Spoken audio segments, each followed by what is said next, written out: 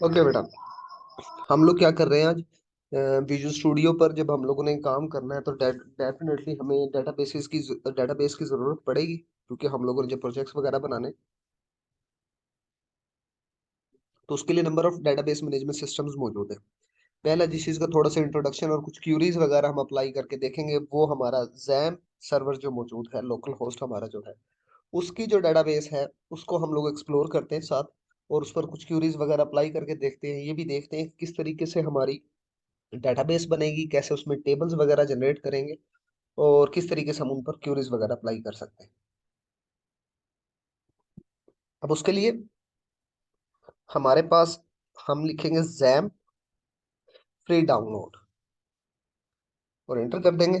तो ये jam server का हमारे पास Apache friend dot O R G के नाम से मौजूद है। हम इस पर जाएंगे तो ये हमारे पास मौजूद है। ये फर्स्ट वन लिंक जो मौजूद है ना, इस पर आप क्लिक कर देंगे तो ये इसके डाउनलोडिंग पे क्लिक करेंगे तो Apache friend dot O R G से ये डाउनलोडिंग फेज की तरफ ले जाएगा आपको।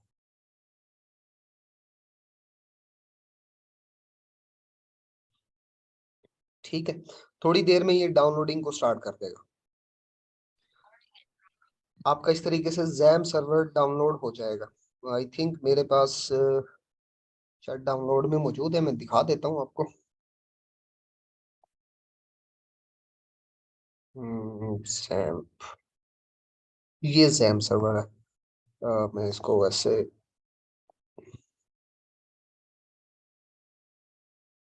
ये हमारा जैम सर्वर है बेटा। ठीक है, तो इस तरीके डाउनलोड होगा तो ये इस तरह का कुछ आइकन बना हुआ होगा। उसके बाद आप लोगों ने क्या करना है, इस पर डबल क्लिक करना है। डबल क्लिक करने के बाद सिंपल सा प्रोसीजर है। जस्ट आपको एक छोटी सी वार्निंग मैसेज आएगा कि जी आप अगर अब सी में इंस्टॉल कर रहे हैं तो जैसे ही विंडो करेंगे तो ये डेटाबेस ऑटोमेटिकली रिमूव हो जाएगी, तो कोई प्रॉब्लम नहीं है। उसको बस ओके करना है और जस्ट नेक्स्ट नेक्स्ट नेक्स्ट करके इंस्टॉल कर सकते हैं। हाँ, किसी और फोल्डर में आप इंस्टॉल करना चाहें तो कर सकते हैं। जैसे ये देखो, ये यस का ऑप्शन आ गया, लेकिन उसमें फिलहाल उसमें इशू ये है कि अगर आप लोग इसको किसी और फोल्डर में इंस्टॉल नहीं करेंगे तो वो आपकी जो डाटा होगा उस वक्त वो रिमूव कर देगा। ये देखिए वार्निंग मैसेज आ गया। ये was just okay, then next. ये किसी चीज को भी अनचेक नहीं करना, देन नेक्स्ट। ये देखिए सी ड्राइव में डायरेक्टली जैप के फोल्डर में इंस्टॉल होगा। नहीं तो आप यहाँ से फोल्डर चेंज कर सकते हैं, किसी और ड्राइव में इंस्टॉल कर सकते हैं। जैसे ये एफ ड्राइव मौजूद है, मैं इसको ओके करूंगा तो ये एफ ड्राइव के अंदर चला जाएगा। और एफ ड्राइव में ख्याल कीजिए कोई फोल्डर बनाकर वहां पर इंस्टॉलेशन कीजिए, देखिए डायरेक्टली एफ ड्राइव में इंस्टॉल होगा। ओके, नहीं तो बस नेक्स्ट नेक्स्ट करते जाना और वो सारी सारी इंस्टॉलेशन कर लेगा। ठीक है, जैसे ये नेक्स्ट किया, अब ये इस वक्त मुझे ये वार्निंग दे रहा है कि आपके पास ये फोल्डर बना हुआ और वो एम्प्टी नहीं है, तो लिहाजा अगर इसको इंस्टॉल ना करें। मेरे पास ऑलरेडी इंस्टॉल्ड है। अदरवाइज नेक्स्ट नेक्स्ट करके आपने चले जाना और ये हमारे पास इंस्टॉल हो जाएगा। अब ये इंस्टॉल जहां होगा वो भी मैं आप लोगों को दिखा देता हूँ। ये सी ड्राइव में ये देखिएगा, ये जैम का फोल्डर है हमारे पास, ये मौजूद है। ओके, अब इस जैम को मैं क्लिक करता हूँ तो इसके अंदर भी ऑलरेडी और काफी सारे फोल्डर्स मौजूद हैं। हम जो वेब एप्लीकेशन की डेवलपमेंट कर रहे होते हैं, ये जो आप लोग पीएचपी से कोडिंग करते हैं, वो एचटी डॉक के अंदर रखते हैं। जैसे ब्यूटी सैलून का हमारे पास एक यहाँ प्रोजेक्ट पड़ा हुआ है, तो सेम इसी तरह यहाँ पर हम लोग अपना कोड रखते हैं, बट हमारा इससे कोई कंसर्न नहीं है। हमारा कंसर्न किससे, हमने इसकी डेटाबेस यूज करनी है। तो डेटाबेस के लिए अगर आप लोग देखें तो यहाँ पर देखिएगा जैम कंट्रोल्स, ये फर्स्ट टाइम भी आपके पास आएगा बेटा। इस तरह की विंडो ये जो आपके सामने मौजूद है, इस विंडो में हमारे पास तो वैसे हमें स्टार्ट करना है माई एसक्यूएल, ये रहा। ठीक है, अपाची उन लोगों के लिए जिन्होंने पीएचपी के अंदर वेब एप्लीकेशन डेवलपमेंट करनी है। जैसे आप इसको स्टार्ट करेंगे तो ये एच टी डॉक का जो फोल्डर है वो डायरेक्टली एक्सेस हो जाएगा। मैं इसको एक्सेस करके आपको दिखाता हूँ। मैं यहाँ से, हम लोगों को क्या करना है, ये दोनों चीजों को बेटा स्टार्ट करना है। हाँ, एक और इम्पोर्टेंट चीज, अगर आपके पास बेटा स्काइप वगैरह मौजूद है तो ये इंस्टॉलेशन में एरर देगा। रीजंस दोनों की सेम पोर्ट होती है, देखिए ये भी पोर्ट 80 पर काम कर रहा है और स्काई भी पोर्ट 80 पर मौजूद होती है। तो माइट भी पॉसिबल है वो आपको जिस वक्त को स्टार्ट करने लगे तो फिर वो आपको कहेगा कि ये पोर्ट ऑलरेडी बिजी है। इसका मतलब उसमें आपके जैम सर्वर में कोई प्रॉब्लम नहीं है, आपका स्काइप वहां पर मौजूद है। तो खैर वो इशू आया तो फिर मैं आपको पोर्ट चेंज करने का भी प्रोसीजर बता दूंगी, इस तरीके से हम पोर्ट वगैरह भी चेंज कर सकते हैं। बट जब हम लोग इधर जाते हैं, अब ये दोनों चीजें स्टार्ट हो चुकी है। सबसे पहले तो मैं आपको ये दिखाता हूँ, हमने लिखा ना लोकल होस्ट। जैसे आप लोग बेटा लोकल होस्ट लिखेंगे तो वो जो देखो वो प्रोजेक्ट यहाँ पड़ा था ना, वो यहाँ पर मौजूद है। ठीक है, तो ये वो वेब एप्लीकेशंस अगर आप लोगों ने बनानी है तो इस तरीके से वेब एप्लीकेशंस वगैरह बन सकती है। बट हमारा इससे कोई कंसर्न नहीं है।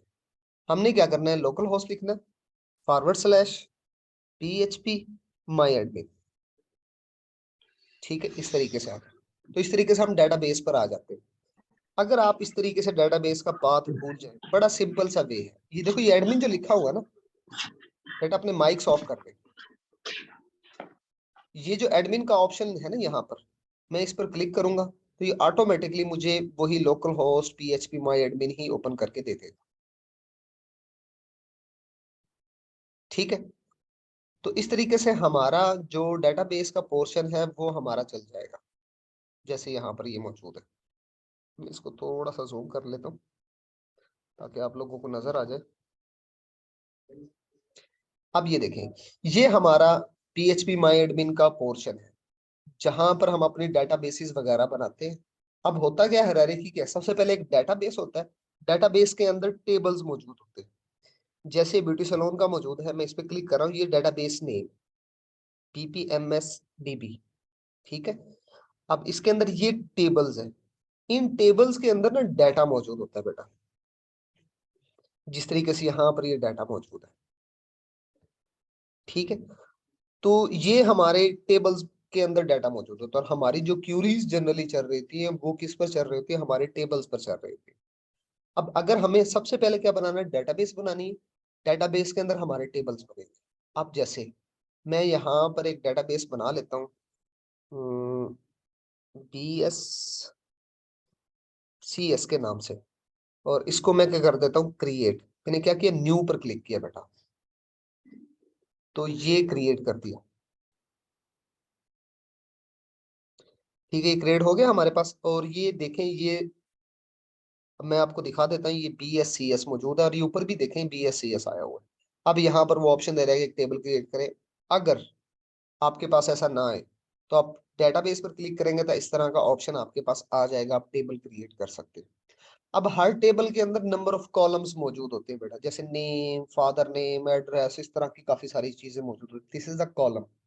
ठीक है, अब कितने कॉलम बनाने हैं यहाँ पर आप मेंशन करेंगे। कोई प्रॉब्लम नहीं है, कम या ज्यादा बन गए तो हम उनसे डील कर सकते हैं।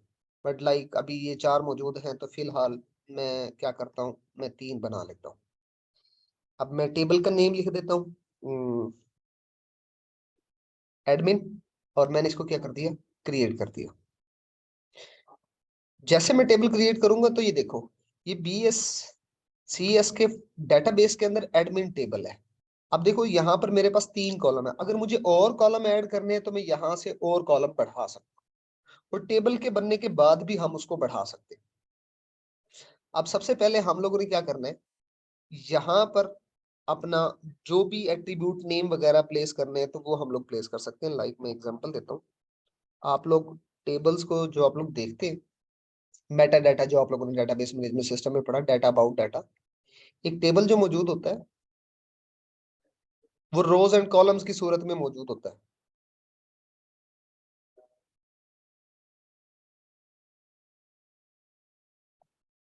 ठीक है, ये जिस तरीके से मैंने एक टेबल बना दी। अब इनके अंदर हमारे पास क्या होता है, लाइक मैंने यहाँ पर नेम सेव करना है, फिर इधर मुझे फादर नेम चाहिए, कुछ इस तरीके से मौजूद होता है। ये हमारे पास एट्रीब्यूट्स नेम है, मेटा डाटा मौजूद है, तो यहाँ पर आकर हम सबसे पहले मेटा डाटा बनाते हैं। तो मैंने क्या कर दिया, एक आईडी लिख दी। ठीक है, उसके बाद मैंने नेम लिख दिया, उसके बाद मैंने पासवर्ड लिख दिया। अब ये डाटा टाइप्स है। आप लोगों ने लैंग्वेजेस के अंदर भी डाटा टाइप्स पढ़ी, इसी तरह इसके अंदर भी मौजूद है। आईडी इंटीजर में रहने चाहिए, नेम हमारे पास स्ट्रिंग्स में होता है। तो स्ट्रिंग के लिए यहाँ पर एक चीज यूज होती है, दैट इज varchar। स्ट्रिंग्स भी आ सकती, लेकिन varchar हमारे पास होता है यहाँ। ये डिपेंड करता है डेटाबेस मैनेजमेंट सिस्टम पर, किस चीज के लिए उसने क्या लिखा हुआ है। देखो ये स्ट्रिंग की नंबर ऑफ डाटा टाइप्स मौजूद है, हम यूज करते हैं varchar। जब भी आप बेटा वारचार देंगे तो उसकी लेंथ देंगे, जितनी मर्जी दे सकते हैं। मैं फिलहाल कहता हूँ 50 मीन्स 50 लेंथ हो सकती है, मैक्सिमम इससे ज्यादा नहीं जा सकती। ओके, अब इसके बाद मैं इसको क्या कर देता हूँ, यहाँ पर बॉटम में देखें तो ये सेव का ऑप्शन है। इसको जैसे सेव करूंगा तो वही टेबल जो अभी मैंने आप बनाया वो एज इट इज, ये देखें, ये BS CS के फोल्डर के अंदर एडमिन का टेबल बन गया। और अगर मैं एडमिन के टेबल पे क्लिक करता हूँ तो वो एट्रीब्यूट सारे के सारे दिखा रहा है।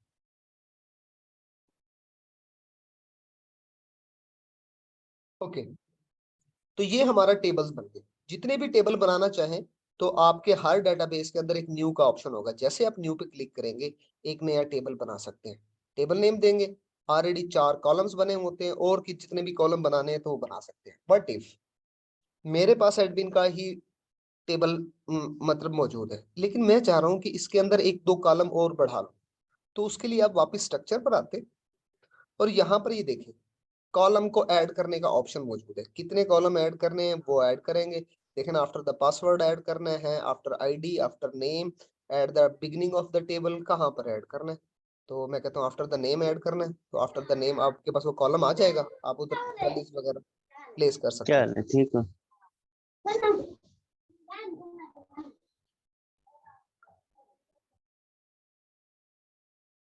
तो इस तरीके से हम नया एट्रीब्यूट बनाकर कोई भी मतलब मैं इस वक्त लिख देता हूँ F नेम, मैंने ऐड करना था और उसकी डाटा टाइप मैंने varchar रखनी थी, और मैं इसको 60 कर देता हूँ।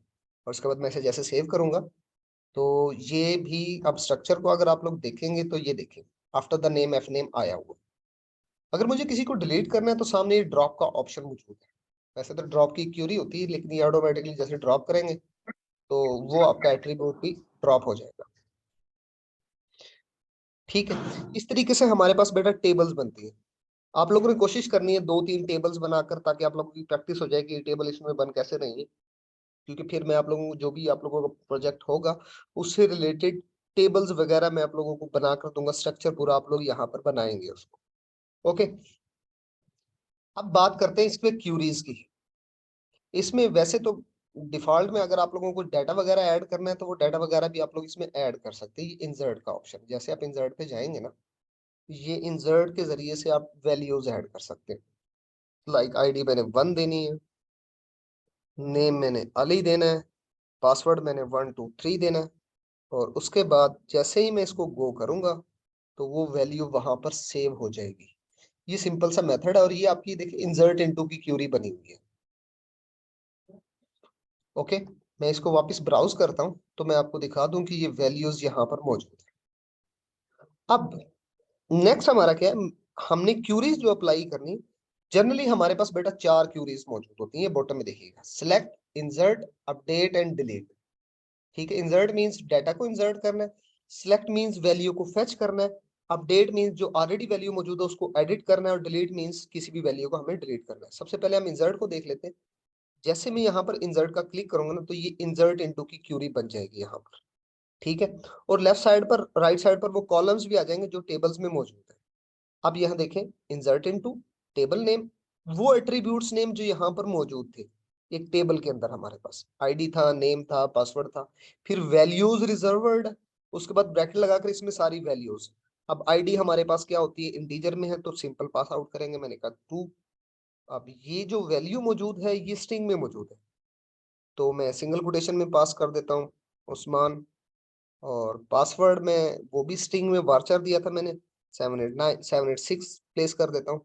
और इसके बाद ये राइट साइड पर गो लिखा हुआ है, जैसे मैं गो पर क्लिक करूंगा ये इंसर्ट इनटू की क्यूरी वहां पर गई, और यहाँ पर लिखा हुआ 1 रो इंसर्टेड। अब मैं वापस ब्राउज पर जाकर अगर आप लोगों को दिखाऊं तो ये वैल्यू ऐड है।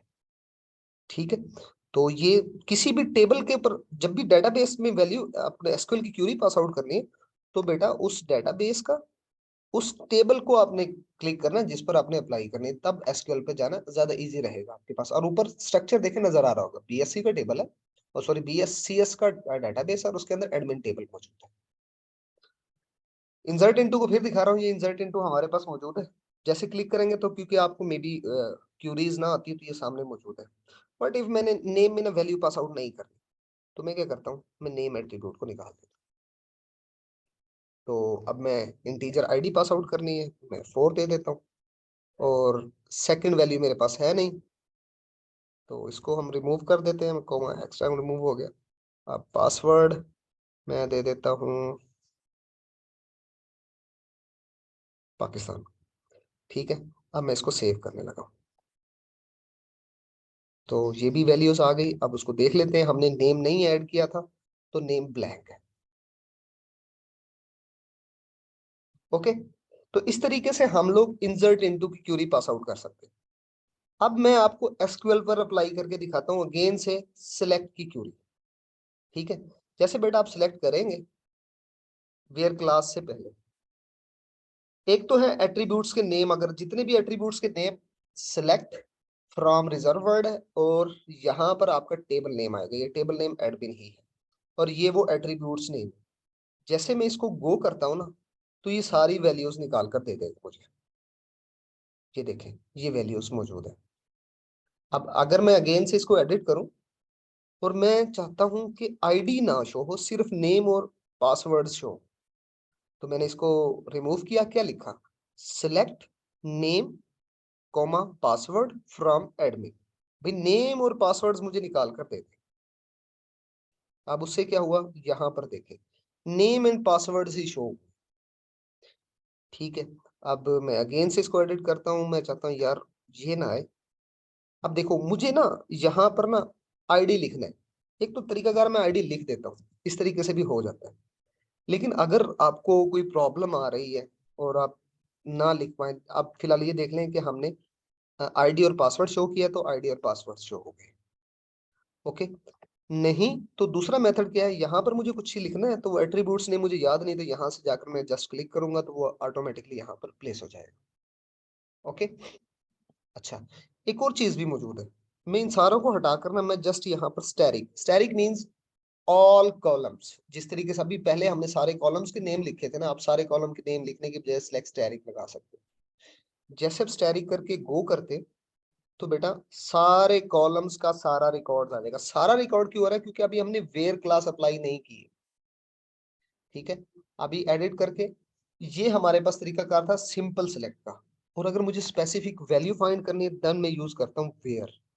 ठीक है, वेयर जब भी लगाते हैं तो कोई ना कोई चीज हम ढूंढ रहे होते हैं, तो उसके लिए किसी न किसी एट्रीब्यूट्स की बेस पर आना। लाइक मैं कहता हूँ where ID is equal to 1, मैंने कहा वो तमाम के तमाम कॉलम्स मुझे निकाल कर दे दे जिसमें आईडी की वैल्यू, जिसके कॉलम में आईडी की वैल्यू 1 के इक्वल है, और आईडी की वैल्यू एक ही रिकॉर्ड के अंदर 1 है, तो हम देख लेते हैं। ये देखें, आईडी उसका 1 है, नेम अली है, और पासवर्ड 123 है।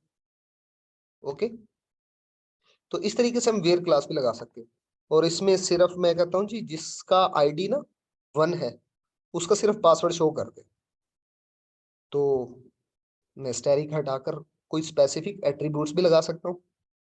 तो ये देखें, हमारे पास वो स्पेसिफिक एट्रीब्यूट की बेस पर वो वैल्यू भी आ गई। ओके, मैं अगेन से एडिट करने लगा हूँ, मैं यहाँ पर स्टैरिक लगा देता हूँ। अब इसी तरीके से मैं कहता हूँ वेयर आईडी ग्रेटर देन 1, मतलब जिसकी आईडी 1 से ग्रेटर है वो शो करते हैं। मैं इसको गो कर देता हूँ, ये देखो 2 और 4, 3 आईडी तो थी नहीं हमारे पास ना, 2 और 4 को शो कर दिया उसने, आईडी 1 को नहीं शो किया, क्योंकि 1 से ग्रेटर नहीं है। तो वो ऑपरेटर सारे के सारे यूज हो सकते हैं। लाइक मैं कहता हूँ जी आईडी लेस देन 3 होनी चाहिए, 3 होगी तो 2 और 1 हमारे पास शो हो जाएंगे। तो वेयर क्लास में जो आपके जितने रिलेशनल ऑपरेटर्स हैं ना, वो सारे के सारे आप लोग यूज कर सकते हैं। वैसे तो हमारी सिलेक्ट की क्यूरी ना बहुत वास्ट है, बहुत सारी चीजें यूज हो सकती हैं, इनर ज्वाइन, आउटर ज्वाइन, हमारे पास वेयर क्लास, और भी बिटवीन ऑपरेटर्स काफी सारे मौजूद है। बट सिंपली मैं आप लोगों को दिखा रहा हूँ कि सिलेक्ट जो स्टेटमेंट है, वो वैल्यू को फेच करके लाने के लिए होती है, और डिपेंड करती है उस कंडीशन पर कि आप कंडीशन वहां पर लगा के आ रहे हैं। ठीक है, अच्छा, इसके बाद बेटा हमारे पास आता है अपडेट का कॉलम। ये अपडेट की क्यूरी, हम अपडेट रिजर्व वर्ड लिखते हैं, फिर आपकी टेबल नेम, फिर सेट रिजर्व वर्ड, फिर उसके बाद वो एट्रीब्यूट्स जिन जिन की वैल्यू हमने चेंज करनी हो। फिलहाल इसने सारे एट्रीब्यूट्स लिखे हुए हैं, हम जिसकी चेंज करना चाहते हैं हम उसकी चेंज कर सकते हैं। ठीक है, सारों की नहीं करनी थी सारों की ना करें, किसी एक की करनी थी किसी एक की कर सकते हैं। ठीक है, बट यहाँ पर बेटा वेयर क्लास का होना बहुत जरूरी है। अगर वेयर क्लास नहीं होगा तो ये सारे रिकॉर्ड्स को अपडेट कर देगा, जितने भी टेबल के अंदर वैल्यू मौजूद है, ये थोड़ा सी बात याद रखिएगा। अगर वेयर क्लास नहीं लगाई अपडेट के अंदर तो सारा रिकॉर्ड अपडेट हो जाएगा। और अगर आप वेयर क्लास लगा देंगे तो वो स्पेसिफिक रिकॉर्ड जिसका आप हिट करने जा रहे हैं जिस भी एट्रीब्यूट्स के बेस पर, वो उसको ही यूज करवाएगा, किसी और को यूज नहीं करेगा। लाइक आपने सब चेंज करना है तो सब चेंज कर सकते हैं।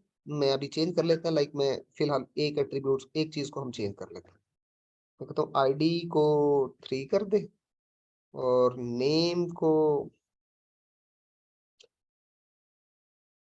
एबीसी कर दे और पासवर्ड को 321 कर दे।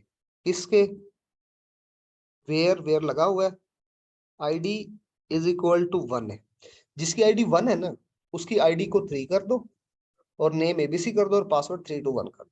जैसे मैं इसको बेटा गो करता हूँ ना, ये देखें ये अपडेट हो गया। अब मैं जाकर आपको वो ब्राउज करके डाटा दिखा देता हूँ। ये देखें आईडी 3 होगी जहां 1 था, नेम एबीसी चला गया और पासवर्ड 321 हो गया। ओके, इस तरीके से हम लोग ये अपडेट की क्यूरी अप्लाई करते हैं। अब अपडेट में सिर्फ किसी स्पेसिफिक चीज को अगर करना चाहूँ, मैं वापस अपडेट लिखता हूँ, मैं कहता हूँ यार सारी चीजें नहीं चेंज करनी, बस मैं ना नेम चेंज करना चाह रहा हूँ। तो मैं यहाँ से फिलहाल सारा वेयर क्लास सेट को उड़ा देता हूँ और ये मैं यहाँ पर लिखता हूँ name, name is equal to single quotation क्योंकि नेम स्ट्रिंग है, मैं नेम में लिख देता हूँ बाकिर। ठीक है, where ID is equal to 3। ठीक है, जिसकी आईडी 3, क्योंकि आईडी 1 तो है नहीं। फिलहाल हम 3 करके देखते हैं, बाद में मैं 1 करके आपको दिखाता हूँ, उस वक्त किसी भी रिकॉर्ड पर इफेक्ट पहले 1 ही कर देते हैं। ठीक है, मैं जैसे गो करता हूँ, देखना आईडी 1 है, आईडी 1 तो अब रही नहीं। वो कहते हैं 0 रो इफेक्टेड, मतलब ये क्यूरी तो ठीक चल गई है लेकिन कोई भी रो ऐसी मिली ही नहीं मुझे जिसको चेंज करना था। ओके, मैं अगेन से एडिट करके ना अब मैं करता हूँ कि 3 आईडी जिसकी 3 मौजूद है ना उसको रन कर दे। तो ये मैंने गो किया, अब यहाँ देखो एक रो इफेक्ट हुई है और उसका जो नेम है वो बाकिर कर दिया। तो मैं आपको दिखा देता हूँ, ये देखें ये बाकिर आ चुका है। ठीक है, और ये हमारा जो इस वक्त आईडी और पासवर्ड है वो एज इट इज सेम रहा। अच्छा, अब सेम इसी तरीके से मैं इसको एक बार और अपडेट कर लेते हैं। अब मैं क्या चाह रहा हूँ कि मैं वापस name is equal to name is equal to Usman, मैं वेयर लगाना भूल जाता हूँ तब क्या होगा। मैंने आपको कहा था ना अगर वेयर नहीं आया तो क्या करेगा वो, उस एट्रीब्यूट के हर एक रो का रिकॉर्ड अपडेट कर देगा। जैसे मैंने वेयर नहीं लगाई ना, हमारे पास टोटल 3 रोज मौजूद है ना, 3 लोगों का रिकॉर्ड मौजूद है। तो मैं इसको रन करता हूँ, उसने मुझे पहले एक वार्निंग मैसेज दिया, कहते कि वाकई आप ये करना चाह रहे हैं। मैंने कहा हाँ जी, क्योंकि वहाँ वेयर क्लास नहीं थी। अब यहाँ देखें क्या हुआ, सब में उस्मान आ गया क्योंकि वेयर क्लास नहीं थी। तो वेयर क्लास का होना बड़ा जरूरी है, अगर हम वेयर क्लास नहीं लगाएंगे तो फिर इस तरह का इशू आ जाएगा। ठीक है, तो इस तरीके से हम किसी एक कॉलम को अपडेट करना चाहें, किसी दो को, अब मैं पासवर्ड की बेस पर भी अगर आप चेंज करना चाहें तो चेंज कर सकते हैं। लाइक मैं ये कहता हूँ कि मेरी जो नेम है ना उस नेम के अंदर क्या आ जाए, उस नेम के अंदर अली आ जाए, वेयर जहां पर हमारा जो पासवर्ड है वो इज इक्वल टू किसके होना चाहिए, 321 के। 321 वाला हमारा पहला रिकॉर्ड है ना जिसका आईडी हमने सेट की थी। अब देखते हैं कुछ चलता है, बिल्कुल एक रो इफेक्ट हुई हमारी, हम देख लेते हैं। ये देखें ये पासवर्ड 321 सेट हो गया हमारे पास।